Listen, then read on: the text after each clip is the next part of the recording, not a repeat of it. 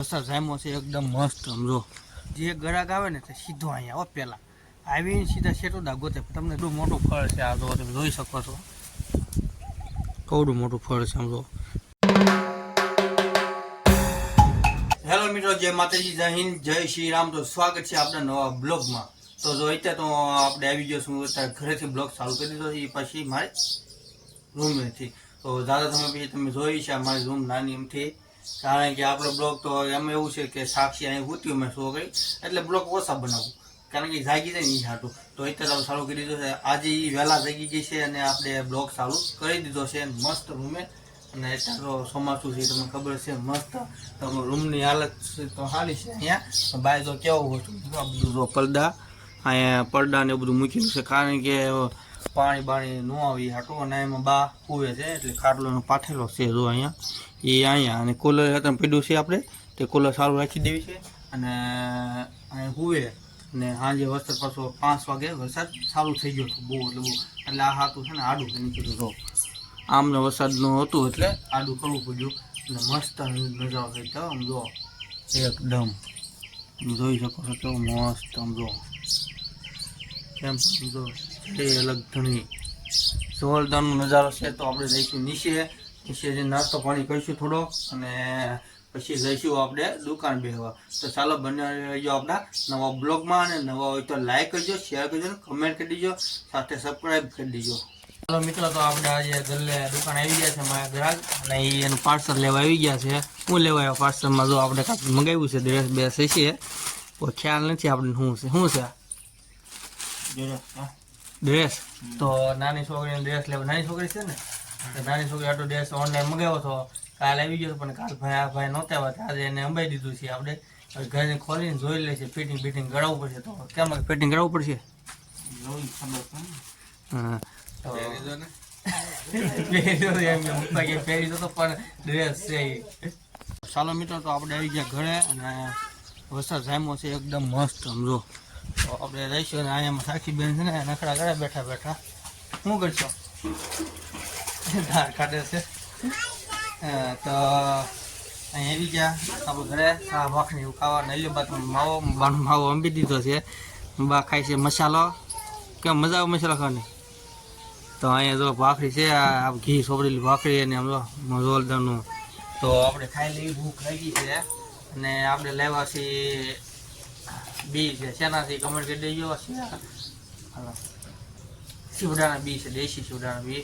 તો આપણે વાડામાં બી નાખવાના છે. થોડોક જગ્યા ખાલી છે ઘણી ઘણી તો આપણે નાખી દેવાના છે ગમે ના એટલે આપણે શિવડા થઈ જાય પછી ખાવા મળશું. તો અત્યારે તો આપણું અહીંયા દૂધ અને સા દૂધ આપણે પીવી છે. હવે ગરમ ગરમ ભાખરી ઘી સોડે મજા આવી જાય ખાવાની. એમને જો આપણે બ્લોગમાં. તો હાલો મિત્રો, તો જો આપણે અત્યારે તો બહાર છીએ દુકાને આવી ગયા છીએ અને થોડુંક કામ એવું હતું ને એટલે થોડુંક બ્લોગ બનાવી નાખો. તમને લાગે કેટલા 10-20-25 દિવસ થઈ ગયા છે બ્લોગ મેં નહીં મૂક્યો. છેલ્લો બ્લોગ તો મૂક્યો હતો પછી. તો અત્યારે તો વાતાવરણ જો કેવું થઈ ગયું ગજબનું છે પણ મજા આવે એવું. અને અહીંયા આમાં શેટોડા જો શેટોડા લઈ ગયા છે 12 માસ શેટોડા થાય મારે જો અહીંયા. તો આખા બધા શું અહીંયા જે આવે ને દુકાન જે ગ્રાહક આવે ને તે સીધો અહીંયા આવો પહેલાં આવીને સીધા શેટોદા ગોતે. તમને દેખાડું આનું ફળ કવડું મોટું તમને ખબર છે. એકાદો તો ચડી જાય ને તો મજા આવે. એકાદો ગોતવું પડશે આપણે ફળ બળ તો ચડી જાય ને મોટું તો થાય. બાકી બધા નાના છે તો આ પાકી ગયા છે અત્યારે. કેવા મસ્ત શેટોદા આવ્યા છે જો આપણે જોરદાર આવ્યા પણ આ મોટું ફળ ગોતવાનું છે આપણે. એકાદું મોટું ફળ ચડી જાય ને તો ભયો છે તો તમને દેખાડું એમ. આ ચડી ગયો તમે દેખાય દો પાસે લઈ જાઓ તમને જો અહીંયા કવડું મોટું ફળ છે આ જો તમે જોઈ શકો છો. તો આપણે હાથમાં તો લઈ લેવી તમને દેખાડું. તો અવડું મોટું ફળ છે એમાં થાય છે. જેને ગામમાં શેટોડાનું ફળ અવડું મોટું થતું હોય તો એકાદી કમેન્ટ કરી દેજો અમને. તેમ જો કવડું મોટું ફળ છે આમ જો થેરા આમ જો એક આરું આમ કવડા મોટા મોટા આવા ફળ જેને ગામમાં થતા હોય એકાદી અમને કમેન્ટ કરી દેજો. શેટોડાનો ઝાડો એટલે કવડું મોટું સીધું જો તમે અવડું મોટું છે. અને છે નાનું છું પણ ફળ જો ફળ કવડું મોટું. તો એકાદી કમેન્ટ કરી દેજો અમને જેના ગામમાં આવું એટલું બધું ફળ હોય તો અમને ખબર પડે આ ગામમાં ફળ છે એટલું અવડું મોટું આ શેટોડાનું. એ તો જો ગજબનું છો ભાઈ. તો અત્યારે તો પવન ઉડવો માંડ્યો છે અહીંયા સાયકલ પડી છે, જૂના જમાનાની સાયકલ છે. કોઈને લેવી હોય તો કહી દેજો, કારણ કે આ વેચવાની છે અમારે સાયકલ. એવું છે, કારણ કે એમ છે એક નસવાડી અમને સાયકલ મૂકી ગયો છે, ભંગારમાં દેવાની છે એમ કીધું, પણ ભંગારવાળો નથી આવતો. તો કોઈને લેવી હોય તો કદી કમેન્ટ કરી દેજો, એને આપણે સાયકલ ઓનલાઈન કરી દઈશું પાર્સલ. તો મિત્રો ત્યાં તો મસ્ત વાતાવરણ છે, એક નંબર વાતનું છે એવું છે. અહીંયા જો ત્યાં અહીં શકલા બેઠા છે, જો કમેન્ટ કરી દીધો કયા પક્ષી છે બેઠા, આપણે ઝૂમ કરીને દેખાડું તમને. જો તો કમેન્ટ એકાદી કરી દેજો, શું કરે છે એ કમેન્ટ કરજો.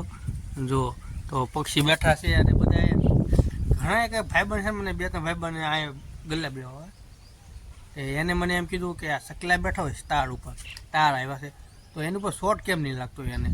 તો મેં કીધું શોર્ટ કારણ કે એમ ન લાગે, એનો અર્થિંગ ન પકડાય એમ કીધું. એટલે અર્થિંગ એટલે આપણે જમીન ઉપર ઊભા હોય ને અડવીને એટલે શોર્ટ લાગે, એટલે અર્થિંગ પકડાઈ જાય.